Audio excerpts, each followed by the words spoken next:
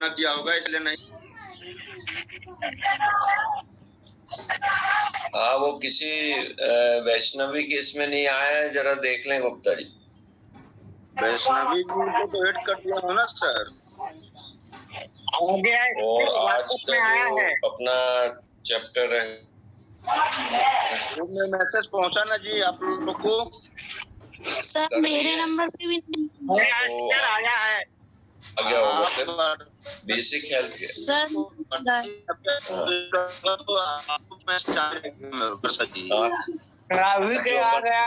विटिगो और मेलेस्मा दो बीमारी पढ़ेंगे स्किन की। हाँ, उसमें जो दो बीमारियां हैं वो अपन देखेंगे, इम्पिटिगो और मेलेस्मा। सर ये चैट में कहाँ से करना है ना? हाँ, हम पढ़ाना चालू कर रहे हैं। वर्षा शर्मा माइक म्यूट कर लें अपना, और जो भी प्रश्न है वो इस क्लास के बाद पूछें। ये सूरज कुमार जी, इनका नंबर देख रहे हैं। नंबर ऐड करने का तरीका आपको मालूम ही है, आप भेज दें गुप्ता जी को और या इसमें डाल दें तो प्रमोद कुमार जी आप भी माइक म्यूट कर लें। Good morning sir. और अब जो है वो अपन स्टार्ट करते हैं, क्योंकि अपने 10-15 मिनट वैसे ही चले गए। इम्पिटिगो एक प्रकार की स्किन की बीमारी है, जैसे कि भेजे हमने ग्रुप में, उसमें दे माइक म्यूट करें Pramod Kumar ji. Good morning. Good morning Monica. Video और नहीं तो नेट में दिक्कत आ जाती है। Good morning sir. हाँ, गुड मॉर्निंग कलावती। इम्पिटिगो एक प्रकार की स्किन की डिसीज है और ये ज्यादातर बच्चों को होती है। प्रमोद कुमार जी माइक म्यूट क्यों नहीं कर रहे आप? इतनी बात समझ में नहीं आता तो फिर क्या पढ़ेंगे और क्या बनेंगे आप? कीजिए, वीडियो भी म्यूट कीजिए। इसमें ऑल म्यूट में डाल देते हैं।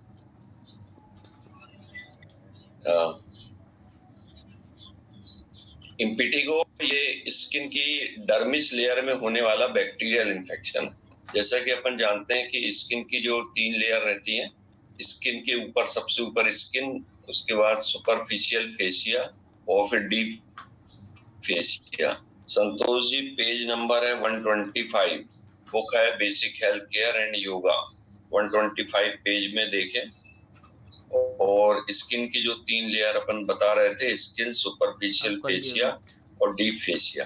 इसमें जो डर्मिस वाली लेयर रहती है वो बीच वाली लेयर रहती है, जिसको अपन सुपरफिशियल फेसिया कहते हैं, और तीनों को मिला के डर्मेटोलॉजी या स्किन शास्त्र कहते हैं। और skin, superficial fascia, deep fascia. Superficial fascia और डीप फेसिया दोनों जो है वो डर्मिस के अंतर्गत आती है, और स्किन जो है वो ऊपर की लेयर रहती है। माइक्रोस्कोप से देखने पर उसमें अपन को 3 लेयर दिखाई देती है। तो ये स्किन की जो डर्मिस वाली लेयर है उसमें ये बैक्टीरियल इन्फेक्शन होता है, जो स्टेप्टोकोकस और एन्यूरियस एंड स्टेप्टोकोकल नामक बैक्टीरिया की वजह से होता है। ये इन्फेक्शन बच्चों में ज्यादा होता है। फेस, बैक, ईयर, स्कल और हाथ पैर में ज्यादा इफेक्टेड करता है। फेस में होता है खासकर ये दाढ़ी के नीचे, एक जो चित्र भेजे अपन ने उसमें दाढ़ी के नीचे वाला जो हिस्सा रहता है वहां पर होता है। कई लोगों को यहाँ आंख के पास होता है बैक्टीरियल इन्फेक्शन, और पीठ पे भी इसका देखा जाता है प्रभाव। और जो है वो हाथ में, अगर सामने वाला हाथ देखे, ये कहलाता है फोर आर्म, ये कहलाता है आर्म, फोर आर्म और हैंड। तो ये फोर आर्म में भी इसके सिम्टम्स देखे जाते हैं इम्पिटिगो के। इसका कारण देखते हैं। 50%, 75% इम्पिटिगो स्टेप्टोकोकस एन्यूरियस बैक्टीरियल की वजह से होता है।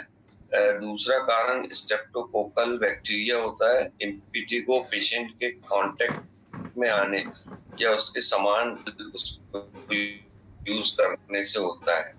किसी बच्चे को अगर इम्पिटिगो है तो उसमें छोटी छोटी पानी वाली फुंसियां डेवलप हो जाती हैं, और वो पानी वाली जो फुंसियां उससे जो पानी निकलता है जिसको अपन फ्लूइड कहते हैं।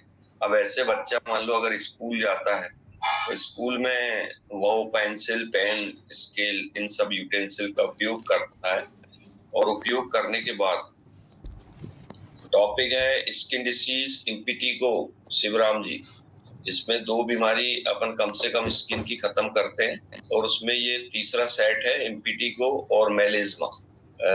इसके पहले जो अपन ने खत्म किए थे वो विसर्प या एरिसिप्लिस और लॉस ऑफ हेयर, इसके भी हमने पिक भिजवा दिए थे। उसके पहले एटोपिक डर्मेटाइटिस और एक्जिमा, और उसके पहले एक्निक और सेलुलाइटिस। ये चौथा दिन है स्किन डिसीज का डर्मेटोलॉजी पढ़ने का। और इसके जैसे कॉज अपन पढ़ रहे थे, इसमें स्टेप्टोकोकस और स्ट्रेप्टोकोकस, ये सभी जो अपन इन्फेक्शन पढ़ रहे हैं ये ऐसे पानी से होते हैं जिसमें काई आ जाती है। एल्गी बोलते हैं अपन काई को, हरे कलर की काई के छोटे छोटे कण जो आंखों से दिखाई नहीं देते और कुछ जगह पानी आता है तो उसमें दिखाई भी देते। अगर मान लो फिल्टर अगर अपन लगा के देखें, चाय छन्नी से पानी छान के देखें तो उसमें जो है वो काई या एल्गी दिखाई देती है। तो इस तरह से जो काई वाला पानी या उसमें रेसे वाला पानी जो रहता है उसमें ये एल्गी या फंगस टाइप का जो स्टेप्टोकोकस रहता है वो माइक्रोस्कोप से देखने पर उसमें दिखाई दे सकता है। अब ऐसा पेशेंट जैसा अपन बता रहे थे कि स्कूल जाता है वो, और स्कूल जाके अपने जो इम्पिटिगो की प्रॉब्लम है उसको, और उसके कारण जो है वो पानी निकलता है और वो किसी स्केल, पेंसिल या पेन में लग जाता है और उसको दूसरा बच्चा उपयोग में लाता है। तो ये कांटेक्ट से फैलने वाली बीमारी है, तो उसको भी, उस बच्चे को भी वो प्रॉब्लम हो सकती है जहां जहां उसका पानी या जो फ्लूइड है वो लगेगा। तो इस तरह से ये फैल जाती है। इसमें साइन और सिम्टम देखें, इसमें पिंपल्स फेस से स्टार्ट होते हैं, छोटे छोटे पिंपल्स रहते हैं, परंतु अपन ने जो इसके पहले पिंपल्स पढ़े जिसको अपन मुहासे कहते हैं, ये उससे अलग रहते हैं। वो मुहासे जो है वो अपन ने बताए थे हार्मोनल प्रॉब्लम की वजह से होती है और इन्फेक्शन की वजह से होती है, परंतु इसमें इम्पिटिगो में हार्मोन्स का कोई रोल नहीं रहता। ये सीधा सीधा इन्फेक्शन स्टेप्टोकोकस या स्टेप्टोकोकस और स्ट्रेप्टोकोकस, ये दोनों में अंतर हम बता दें। एक में STYPLHO है स्टेप्लो, और दूसरे में है स्ट्रेप्टो STRAPTO। STYPLO स्टेप्लो और स्ट्रेप्टो में STRAPHO। तो ये दोनों इन्फेक्शन अलग अलग हैं मगर बीमारी लगभग एक जैसी प्रोड्यूस करते हैं, और ये गंदे पानी में पाए जाते हैं। और जो काई वाला पानी जैसा अपन ने बताया, हरे कलर की काई या एल्गी अगर रहती तो उसमें पाए जाते हैं। ऐसे पिंपल्स फेस से स्टार्ट होते हैं और वो हार्मोनल से अलग होते हैं जो अपन ने मुहासे से पढ़े, और फेस के आसपास होते हुए बैक, ईयर तथा स्कल तक चले जाते हैं। कुछ बच्चों की जांच अपन करेंगे, जैसे अपने बच्चा आता है अपनी क्लिनिक पे माँ के साथ, फीवर वगैरह है, तो उसका जो है वो कान के पीछे वाला हिस्सा जरूर तो बुखार है भी। कान के पीछे वाले इम्पिटिगो जो है वो दिखाई देता है, तो उसमें देख सकते हैं अपन बैक ऑफ ईयर और स्कल तक, और कभी कभी जो है वो खोपड़ी तक भी वो इन्फेक्शन पहुंच जाता। ऐसे इन्फेक्शन को देखते हैं अपन कि इसकी में एक मोटी परत बना लेते हैं, एक थिक टाइप की लेयर बना लेते हैं ये, और ग्रुप में भी पाए जाते हैं क्योंकि वहीं का पानी आसपास लगते जाता है, तो वो कॉलोनी बनते जाती है, उसकी छोटी छोटी फुंसियों की इम्पिटिगो की कॉलोनी बनते जाती है, और पहले बच्चे में फैलता है, और अगर उसका ट्रीटमेंट नहीं किए तो बाद में जो है वो उसके यूटेंसिल अपन ने जैसे बताया, चादर, तौलिया, कपड़े, टॉवेल, जो उससे वो खाता है वो इन्फेक्शन उससे फैलते चला जाता है। ठंडा करा हुआ। इसमें इसमें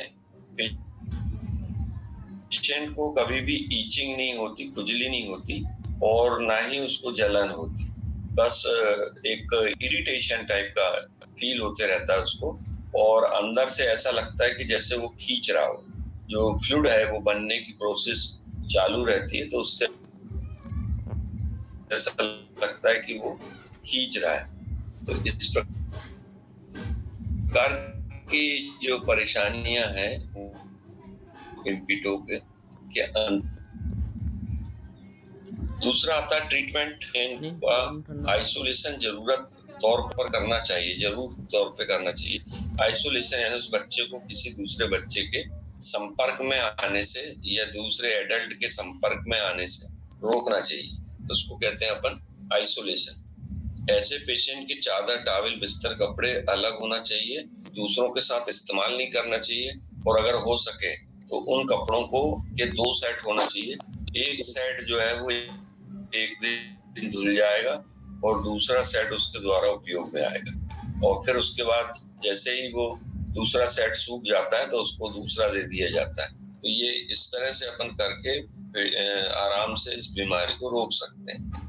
इसमें जो टैबलेट, इंजेक्शन, ऑइंटमेंट वगैरह चलते हैं वो बुक में दिए हैं, फिर भी हम पढ़ के बता देते हैं कि कौन कौन से ऑइंटमेंट का इस्तेमाल करना चाहिए। इसमें जो ऑइंटमेंट रहता है ऑक्सीटेट्रासाइक्लिन और पॉलीमैक्सिन बी, ये सल्फेट स्किन के ऊपर लगाने से पेशेंट को ठंडक भी महसूस होती है और आराम भी होता है। एक बार फिर बोल देते हैं ऑक्सीटेट्रासाइक्लिन, इसी को टेट्रासाइक्लिन भी कहते हैं, मगर उसमें ऑक्सी भी जुड़ जाता है। तो ऑक्सीटेट्रासाइक्लिन HCl और पॉलीमैक्सिन बी सल्फेट, ये क्रीम जिसमें इस प्रकार के कंटेंट हो अगर किसी क्रीम में, तो लोकल अप्लाई उसको कर सकते हैं। टैबलेट में एरिथ्रोमाइसिन देते हैं इसको, 1 गोली सुबह शाम।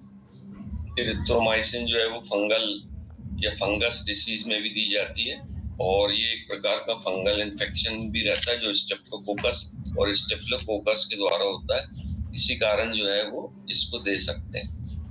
कैप्सूल एमॉक्सिसिलिन और पोटेशियम क्लेविनेट, जो कैप्सूल आती है, पहले भी अपन ने बताया था कि स्किन की कोई भी बीमारी हो उसमें पोटेशियम क्लेविनेट और एमॉक्सिसिलिन ये जल्दी से जल्दी रिलीफ देती है, और कैप्सूल को जो है वो सुबह शाम खाते हैं, और ये इसकी मात्रा रहती है 625 mg क्लेविनेट की 625 mg दी जाती है। इस प्रकार से इस रोग को जो है वो एरिथ्रोमाइसिन या एमॉक्सिसिलिन दे के किया जा सकता है। ये दोनों टैबलेट या कैप्सूल एक साथ नहीं देते, ये अथवा करके जैसा लिखा है कि या तो आप एरिथ्रोमाइसिन दें या एमॉक्सिसिलिन टैबलेट इसको दे सकते हैं। तो ये तो एलोपैथी ट्रीटमेंट हुआ। इसके बाद होम्योपैथिक ट्रीटमेंट अपन बताते हैं। होम्योपैथी में इस टाइप का जो केस आता है स्किन का, तो उसमें अगर तुरंत 2-4 दाने दिखाई दे रहे हैं तो एकोनाइट मेडिसिन उसको दे दी जाती है। एकोनाइट से उसको रिलीफ मिल सकता है उभरते हुए। अगर एकोनाइट का दौर खत्म हो चुका है, वो पेशेंट कह रहा है कि उसको कम से कम 1 हफ्ते से है, तो 1 हफ्ते के बाद फिर एकोनाइट उसमें कोई भी प्रभाव नहीं करते, क्योंकि एकोनाइट जो है वो एक्यूट केस में ही दी जाती है। इसके बाद केस हो जाता है क्रॉनिक। क्रॉनिक केस वो होता है जो जिसको काफी दिन हो गए, कम से कम 1 वीक या 4 दिन से ऊपर, तो वो क्रॉनिक केस कहलाते हैं। क्रॉनिक केस में फिर रस्टॉक्स जो मेडिसिन रहती है, रक्सटॉक्स पूरा नाम है इसका, रस्टॉक्स पर मेडिकल स्टोर्स में रस्टॉक्स के नाम से मिलती है। ऐसे किसी भी फ्लूइड में जिसमें स्टिकी हो, चिपचिपापन फ्लूइड में हो, उसमें रस्टॉक्स का रोल रहता है, और उस मेडिसिन उसमें देके वो पेशेंट को ठीक किया जाता है। इसके अलावा अपन ने ग्रेफाइटिस का इस्तेमाल किए थे, इसी प्रकार चिकनापन जो था स्टिकी, तो ग्रेफाइटिस मेडिसिन भी दी जा सकती है। और कालीफास जो मेडिसिन रहती है, वो कालीफास सिर्फ इसलिए दे सकते हैं कि यदि मान लो पेशेंट के जो इम्पिटिगो हैं वो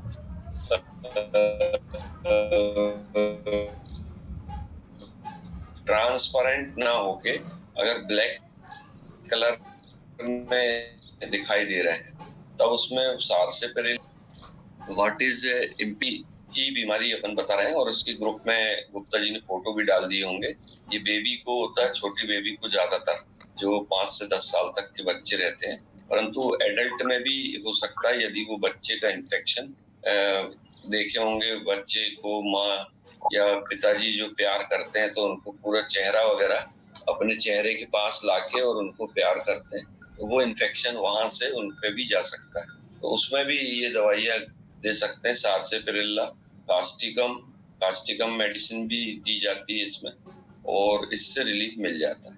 तो ये इम्पिटिगो पहली बीमारी हुई। और मेलिस्मा शुरू करने से पहले इम्पिटिगो का कोई क्वेश्चन हो तो वो हमारे से पूछ सकते हैं। सर ये इम्पेटिगो को हिंदी में क्या कहते हैं सर? इम्पेटिगो को हाँ, इसका जो है वो सीधा इन्फेक्शन होता है। अब गोली दो तो उसको हिंदी में जो है वो हम नाम बता देंगे। स्किन इन्फेक्शन या चमड़ी की बीमारी रहती है, परंतु अब हिंदी में होगा तो हम लिख के भेज देंगे इसमें। तुम अपना बीमारी को समझो, इम्पिटिगो, उसको हिंदी में हम बता देंगे। जानकी विस्तार कुछ नहीं। से पढ़ा रहे हैं 125 पेज नंबर है 125। और अभी सैल मंसूरी जी ने लिख के भेजी है कि इस बीमारी को लाल गांव कहते हैं। हाँ बोलिए सर। इसको हाईली पिगमेंटेशन भी कहते हैं ना? नहीं, वो पिगमेंटेशन अलग रहता है, ये इन्फेक्शियस बीमारी। ये बैक्टीरिया इन्फेक्शन है। पिगमेंटेशन जो है वो बॉडी के अंदर ही होता है। जानकी क्या पूछ रही हो बताओ? हाँ हाँ, बैक्टीरियल इन्फेक्शन है, स्ट्रेप्टोकोकल और स्ट्रेप्टोकोकस के द्वारा होता है।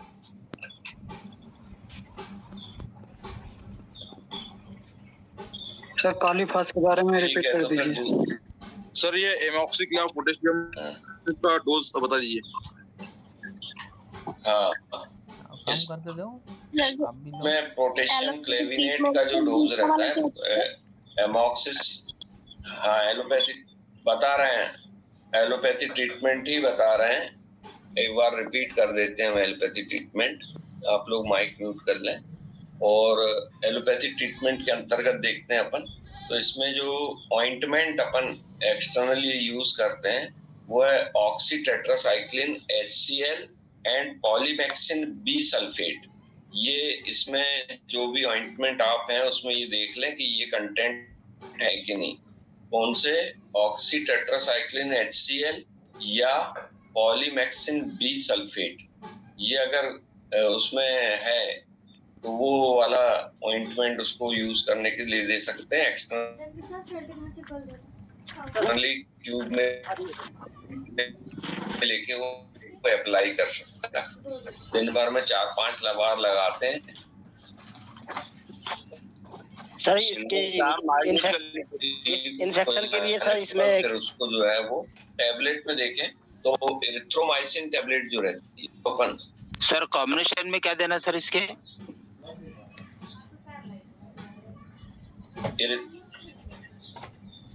कॉम्बिनेशन में एरिथ्रोमाइसिन टैबलेट देते हैं। और जितने भी हम बता रहे हैं कि एंटीबायोटिक का उपयोग या एंटी फंगल का उपयोग किया जाता है, उसके साथ साथ आप पेशेंट को जो है वो पेंटाप्रोजोल यानी कि पेंटॉप जो रहता है जिसमें एसिडिटी नहीं होती या इंटेस्टाइन में किसी प्रकार के अल्सर ना हो, इसलिए एसिलॉक अथवा पेंटाप्रोजोल इसका उपयोग कर सकते हैं। और दूसरा, अगर मान लो आपके पास एरिथ्रोमाइसिन नहीं है तो फिर कैप्सूल जो है एमॉक्सिसिलिन और पोटेशियम क्लेविनेट का कॉम्बिनेशन दिया जाता है। और ये मात्रा रहती है 625 mg। और उसमें सिर्फ उसमें पहले आप 4 दिन चलाएं, उसके बाद अगर ठीक नहीं होता है तो 1 हफ्ते तक भी चला सकते हैं। ठीक है। अब नेक्स्ट है मेलिस्मा। मेलिस्मा का भी हमने डायग्राम भेज दी है। और सर कॉलीफास के बारे में बताते हैं। सर ये सनलाइट से जो बीमारी है वो न्यूरल, वो सनलाइट से मेलिस्मा होता है। अभी जो मेलिस्मा पढ़ रहे हैं अपन, झाइयाँ जिनको बोलते हैं, वो सनलाइट से होती है। कॉलीफास का यह है कि कॉलीफास एक ऐसी मेडिसिन है जो न्यूरोलॉजिकल प्रॉब्लम को ठीक करती है, कॉलीफास। और ये 5-फॉस या 12-फॉस की जो सुसलर ने रचना की थी, डॉक्टर सुसलर ने, उन्होंने बताया था कि जितने भी ये फॉस हैं, मेगफास, कॉलीफास और दूसरे भी, ज्यादातर न्यूरोलॉजिकल प्रॉब्लम को क्रिएट करते हैं। और यदि मान लो ये इम्पिटिगो में नर्व्स का इन्वॉल्वमेंट हो और पेशेंट को बहुत ज्यादा तकलीफ होती है, दर्द होता है, तब इसका मतलब ये है कि उसमें नर्व का इन्वॉल्वमेंट हो गया। तब कॉलीफास का उपयोग करके और इस बीमारी को ठीक किया जा सकता है। और बायोकेमिक का एक नंबर आता है 20। बायोकेमिक नंबर 20 जो है वो स्किन की किसी भी तकलीफ को दूर करने के लिए और पेशेंट को साइकोलॉजिकल रूप से ट्रीटमेंट करने के लिए बायोकेमिक नंबर 20 इसका उपयोग कर सकते हैं। उसमें जो है वो स्किन के लिए ही बीमारी, स्किन की कोई भी बीमारी हो, आपके पास बायोकेमिक नंबर 20 रखी रहना चाहिए और उसको आप देके तुरंत ठीक कर सकते हैं। वो सभी बीमारियों को ठीक करती है। और आज की मेलिस्मा क्या है सर, उसका जरा डिटेल बोलिए सर। बायोकेमिक बायोकेमिक नंबर 20 और बायोकेमिक आती है टोटल 28 बायोकेमिक आती है जो डॉक्टर सुसलर ने बनाई थी। उन्होंने 5-फॉस का निर्माण भी किया था और बायोकेमिक का भी निर्माण किया था। और उन्होंने कॉम्बिनेशन करके ये मेडिसिन्स बनाई थी। उसमें 1 नंबर से लेके 28 नंबर तक अलग अलग आपको CIMS India, MIMS India tablet form में रहती हैं। फास्ट जो रहती है वो टैबलेट फॉर्म में रहती है। बायोकेमिक सभी टैबलेट फॉर्म में रहते हैं। और 5-फॉस भी जो है वो टैबलेट फॉर्म में आती है। सिर्फ होम्योपैथिक दवाई लिक्विड और मदर टिंचर में आती है। बाकी 5-फॉस और 28 नंबर तक की टैबलेट फॉर्म में आती है। इसमें 1 नंबर से 28 नंबर तक अलग अलग बीमारियों को ठीक करने की दवाइयां रहती हैं। और कुछ लोग जो है वो केवल 5-फॉस और ये 28 नंबर जो बायोकेमिक दवाई रहती है, सिर्फ उससे ही अपनी प्रैक्टिस करते हैं, क्योंकि उसमें सभी चीजें रहती हैं। और नेक्स्ट में बीमारी देख रहे हैं अपन मेलिस्मा या झाइयाँ। और जैसा सैल मंसूरी जी कह रही थी कि झाइयाँ जो है वो सनलाइट से आती हैं क्या, तो बिल्कुल सही है। ये झाइयाँ जो है अगर सनलाइट फेस पे पड़ता है, ज्यादातर फेस में ही होती हैं झाइयाँ, परंतु स्किन के दूसरे पार्ट में भी हो सकती है। इसमें जो डिस्कलरेशन होता है स्किन का, वो इसलिए उसको झाइयाँ कहते हैं। मेलिस्मा इसका इंग्लिश नाम है। और अभी किसी ने इम्पिटिगो का हिंदी नाम पूछा था। इम्पिटिगो को लाल गांव भी बीमारी भी कहते हैं। लाल गांव बीमारी जो कि सैल मंसूरी जी ने हमें बताई कि लाल गांव बीमारी भी कहते हैं। वैसे और अपन उसको हिंदी की बुक में देख लेंगे। तो मेलिस्मा या झाइयाँ, इस बीमारी की शुरुआत कर रहे हैं। फेस स्किन पर पड़ने वाले ग्रे कलर स्पॉट या धब्बे को मेलिस्मा कहा जाता है। या मेनली ब्लू या ग्रे कलर के होते हैं तथा गालों के ऊपर वाले जो हिस्से होते हैं या ओंठ के ऊपर, फोरहेड या ठोड़ी पर, इस जगह पे होते हैं। तो हम स्पॉट बता दें, झाइयाँ ज्यादातर यहाँ पे काला निशान पड़ता है। जो स्किन का कलर है उससे कुछ स्थान पे काला पड़ जाता है। ये गाल का उभरा हुआ पार्ट जो रहता है, यहाँ टाइगोमेटिक बोन रहती है। नीचे जो है वो बक्कल पैड रहता है।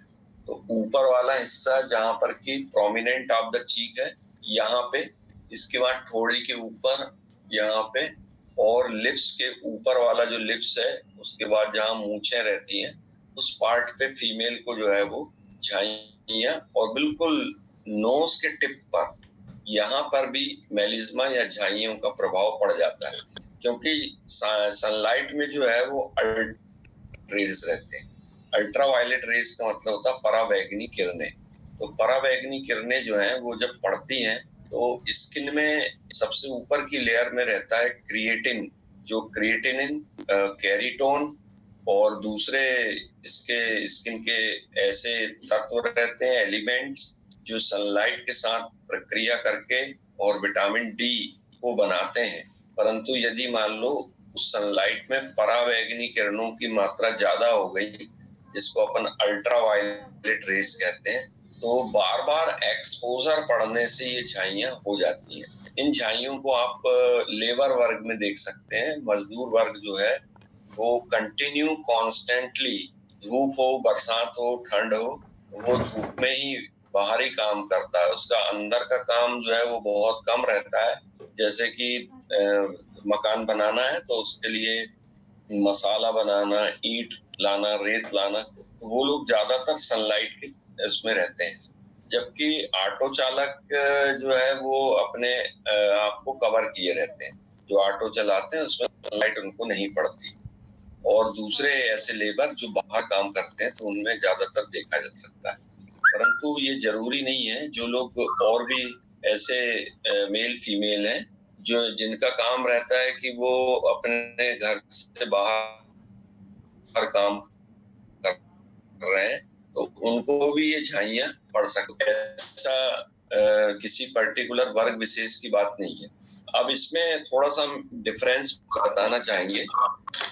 किसी किसी मेल या फीमेल में, एक मिनट जरा ये रविंद्र कुमार का माइक म्यूट कर दें, बार बार खोल रहे हैं, आवाज कट रही है तो अपना माइक म्यूट कर दें और वीडियो भी, तो आवाज जो है वो सही आएगी। तो हम जो डिफरेंस बताना चाह रहे थे वो हम बताते हैं। ये प्रमेंद्र कुमार जी को क्या हो गया यार, ये बार बार क्यों माइक ऑन कर रहे हैं? क्लास डिस्टर्ब करने में। प्रमोद कुमार जी क्यों डिस्टर्ब कर रहे हो? इतनी अच्छी क्लास चल रही है। ठीक है सर, नहीं करूंगा, ये अनम्यूट हो जाता है बार बार। तो उसको हम कर दे रहे हैं, अनम्यूट कर दे रहे। ठीक है, अनम्यूट कर दिए। तो हम बता रहे थे झाइयों के विषय में। ये जो आंखों के आसपास गोल गोल रहते हैं, इसमें कुछ मेल या फीमेल की जो स्किन है वो काली हो जाती है, ब्लैक हो जाती है, और उसी को अपन जो है वो ब्लैक आई के नाम से भी जानते हैं। वो झाइयां नहीं है। तो उसका कारण रहता है पेशेंट में हीमोग्लोबिन की डिफिशियंसी, जो उसको स्वयं नहीं मालूम रहती कि उसको हीमोग्लोबिन कम है या उस क्षेत्र पे ब्लड सप्लाई कम है। ऐसे पेशेंट की जो है वो आंखों के आसपास काला निशान आ जाता है। और दूसरी बात ये कि जैसे मान लो अपन उसका हीमोग्लोबिन चेक कराएंगे तो हीमोग्लोबिन उसका अपडेट भी मिल सकता है, मतलब जितना होना चाहिए 10-11 वो मिल सकता है। परंतु अपन हफ्ते में 2 महीने में ऐसे चेक तो नहीं कराते, जब डाउट होता तभी चेक कराते। तो उन स्थितियों में जब वो हीमोग्लोबिन कम था उस समय उसको जो है वो प्रॉब्लम आ गई, और उसके बाद उसको अपन ने जो है वो चेक कराए, तब उसका हीमोग्लोबिन कम निकला। तो ऐसे हीमोग्लोबिन कम के कारण, और दूसरा टेंशन, अलग अलग तरह के टेंशन रहते हैं। सभी जो है वो फैमिली वाले हैं। महिलाएं को सास ससुर का, परिवार का टेंशन रहता है। मेल को जो है वो बाहर कमाई, प्लाट, ये वो सब उसका टेंशन रहता है। तो तनाव अगर जो लेता है तब भी ये काला निशान आसपास आ जाता है। और उससे बचने के लिए जो है वो भोजन करें ऐसा कि जिससे खून बढ़े, और तनाव ना लें। जो जिस बात का तनाव है उसको करेक्ट करने की कोशिश करें। जैसे कि अभी नींद पूरी ना होना, हाँ ये भी कारण हो सकता है, काजल ने बताई। नींद पूरी ना होना, तो नींद पूरी नहीं होती तो उसके कारण भी हीमोग्लोबिन जो है वो डिस्ट्रॉय होता है, आरबीसी डिस्ट्रॉय होती है, इससे भी काला निशान आ जाता है। अब एक झाई से संबंधित डीडी बताते हैं। डीडी मतलब डिफरेंशियल डायग्नोसिस। यदि किसी महिला को एक तरफ यहाँ पर झाई है या मेलिज्मा है और दूसरी तरफ नहीं है, तो इसका मतलब होता है कि उसको ल्यूकोरिया की प्रॉब्लम हो सकती है। ल्यूकोरिया जिसको अपन सफेद पानी की बीमारी कहते हैं, तो वो भी एक बार चेक कर सकते हैं कि कहीं ऐसा तो नहीं कि उसको ल्यूकोरिया की प्रॉब्लम हो। मेलिज्मा ब्राउन और ब्लैक कलर के होते हैं और उसका मेलिज्मा का कारण तो अपन ने बता ही दिए, विटामिन डी या अल्ट्रावायलेट रेज का एक्सपोजर। परंतु WBC यानी कि ल्यूकोरिया का भी जाना होता है। अब कॉजेज में सनलाइट में ज्यादा रहना, प्रेगनेंसी में हार्मोनल चेंजेस की वजह से, heredity, family history of hyper pigmentation, अनुवांशिकता, पारिवारिक इतिहास, side effect of medicine and cosmetic. इसमें एक बाकी तो सही है, सनलाइट में ज्यादा रहना अपन बता ही चुके। प्रेगनेंसी में भी सबसे ज्यादा झाइयां आ जाती हैं हार्मोनल चेंज की वजह से। हेरिडिटी फैक्टर भी रहता है कि भाई अगर मान लो किसी फैमिली में मदर, मौसी किसी को है तो बच्चों में आने के चांसेस रहते हैं। इसमें जो हाइपर पिगमेंटेशन दिया है वो हाइपर पिगमेंटेशन अकेले फिर स्किन में नहीं होगा। अगर झाइयां अगर आप पढ़ रहे हैं तो फिर फेस में ही होगा, और अगर मान लो हाइपर पिगमेंटेशन है तो वो पूरे बॉडी के पार्ट में अलग अलग पार्ट में हो सकता है, अकेला उसमें नहीं होगा। तो ये अंतर रहता है झाइयों में और हाइपर पिगमेंटेशन में। हाइपर पिगमेंटेशन में फिर झाइयों जैसी कॉलोनी नहीं रहती, वो फिर अलग अलग छितरे हुए रहते हैं, जिसको अपन जैसे कई गायों में देखते हैं अपन के अलग अलग पार्ट में पूरे सफेद, व्हाइट, काले ये निशान रहते हैं, ऐसे ही इसमें फिर निशान हो सकते हैं अगर हाइपर पिगमेंटेशन है तो। क्योंकि पिगमेंटेशन होगा तो स्किन के सभी पार्ट में होगा, अकेले फेस पे थोड़ी होगा, पर झाइयां जो रहेंगी वो अकेले फेस पे रहेंगी।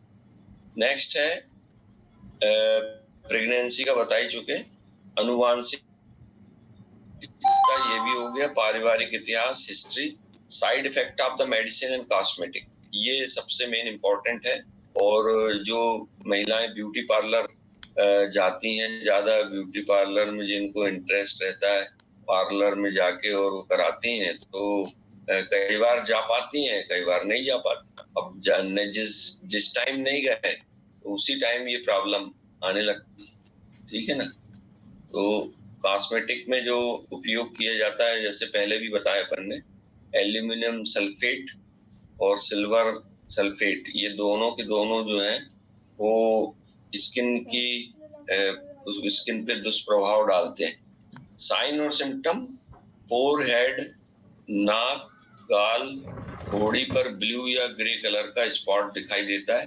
अभी जो हमने डायग्राम भेजे हैं ग्रुप में, उसमें ब्लैक कलर का ज्यादा दिखाई देता है, परंतु ब्लैक के अलावा ये ग्रे और ब्लू कलर का भी हो सकता है। ब्लू कलर के भी रहते हैं ये झाइयां, मेलिज्मा। इसमें खुजली नहीं होती और कोई स्पोर्स टाइप के नहीं बनते और ना ही कोई डिस्चार्ज होता। केवल ये निशान जो है वो देखने में ठीक नहीं लगते हैं और वही झाइयां कहलाते हैं। इसको ब्यूटी पार्लर वाले जो है वो फाउंडेशन कर देते हैं, फाउंडेशन लगा दिए तो वो झाइयां गायब हो गई। और दुल्हन का जो मेकअप रहता है तो उसको करते समय भी फाउंडेशन जो करते हैं वो सब लगा के झाइयां आइयां सब ठीक कर देते हैं। तो दूसरे तीसरे दिन दूल्हे को पता लगता है कि इसको तो झाइयां हैं तमाम, तो वो फाउंडेशन से ठीक हो जाती है। इसमें अपन जो ट्रीटमेंट करेंगे उसमें ऑइंटमेंट फ्लूकोसिनिलोन और एसीटोनाइट लोकल एप्लीकेशन के रूप में देते हैं।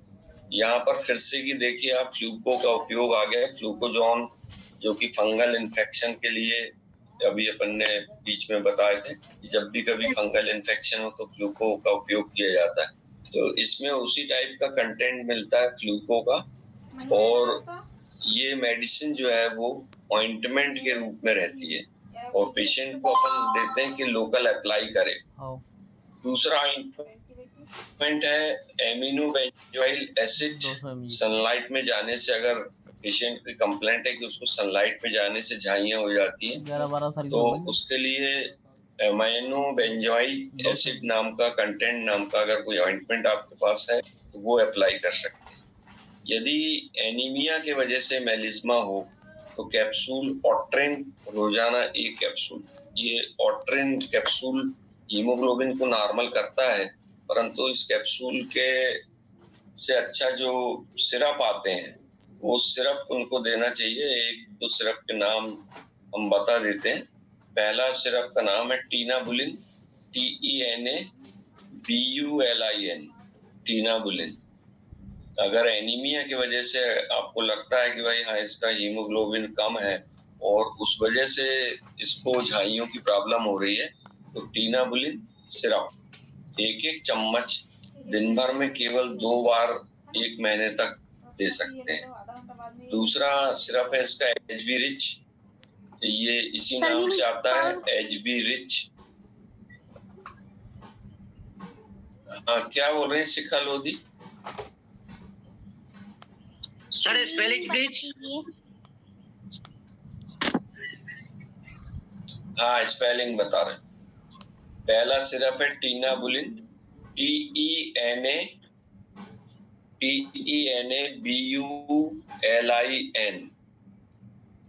टीनाबुलिन।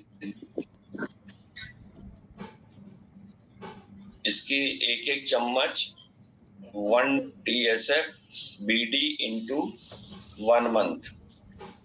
हाँ, टीनाबुलिन राजेश गुर्जर जी ने जल्दी से लिख के भेजे। और दूसरा है HB रिच। HB हीमोग्लोबिन को कहते हैं अपन RICH, HB रिच। ये HB rich, just a minute.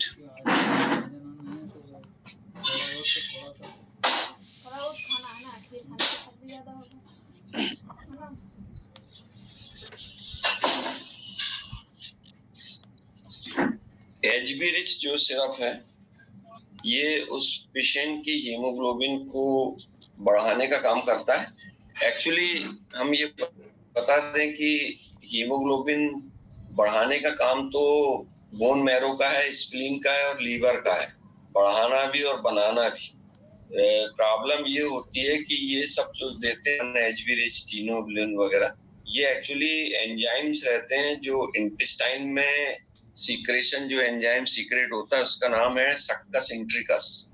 और सक्कस इंट्रिकस एंजाइम्स जो है वो कई बार नहीं बन पाता, ये उसको स्टिमुलेट करने का काम करते हैं। जितने भी सिरप जिसको अपन टॉनिक के रूप में देते हैं, कोई भी पेशेंट आता है और वो बोलता है कोई टॉनिक दीजिए सर, हमारे को तो ये है वो है दुनिया, तो अपन जो टॉनिक देते हैं एक्चुअली वो इंटेस्टाइन का जो सीक्रेशन है, जो निकलता है म्यूकस, जिसको अपन कहते हैं सक्कस इंट्रिकस, ये इसी नाम से भी एक सिरप आता है सक्कस इंट्रिकस नाम से। तो वो अगर अपन करेक्ट कर देते हैं, मतलब पेशेंट का डाइजेशन सही होगा, उसको कभी कब्जियत की प्रॉब्लम नहीं होगी, भूख लगेगी और वो खाएगा, तो खाने पीने से ही हीमोग्लोबिन बढ़ता है और एनीमिया की प्रॉब्लम ठीक होती है।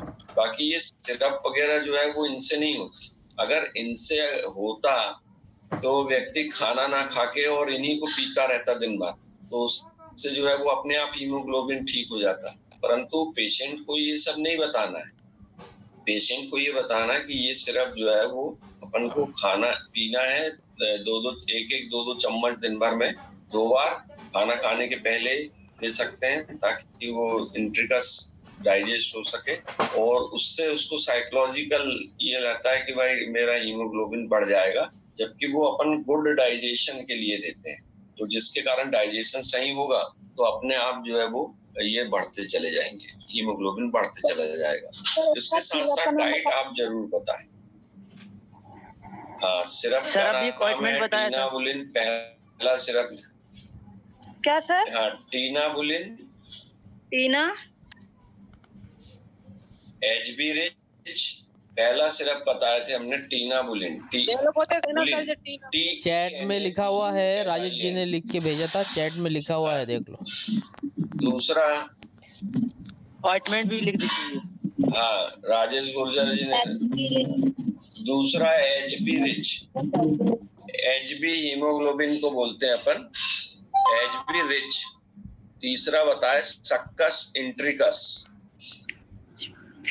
सक्कस इंट्रिकस, ये भी सिरप फॉर्म में आता है।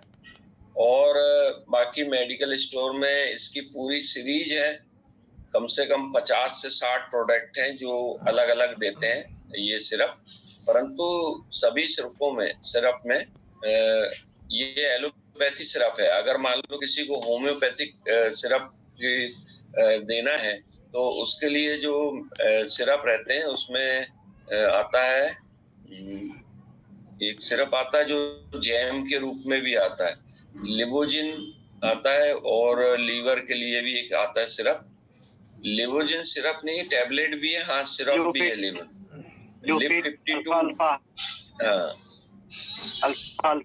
अल्फा, ये सही बोले, हाँ अल्फा जो सिरप है वो होम्योपैथी सिरप है, और ये उसके रूप में भी आता है जैम, जैसे कि ये अपन उसमें देते हैं चाटने के लिए, चाशनी टाइप की देते हैं, वैसे ये अल्फा जैम भी आता है और अल्फा सिरप भी आता है। अल्फा न्यूट्रिशन के साथ साथ हीमोग्लोबिन को तो बढ़ाता, हाँ हीमोग्लोबिन को तो बढ़ाता ही है, साथ ही साथ ये इम्यून पावर को भी जो है वो बढ़ाने का काम करता है अल्फा जो मेडिसिन है वो उसके बारे में हम बता दें। जो लोग मेडिकल फार्मा की क्लास हम लेते हैं तो अल्फा समुद्र जो हिमालय है उसकी सतह पर, हिमालय का जो नीचे पहाड़ी क्षेत्र रहता है वहां पर इसका वो रहता है पेड़ अल्फा, और वो पेड़ से जो है वो पत्तियों से बनाया जाता है।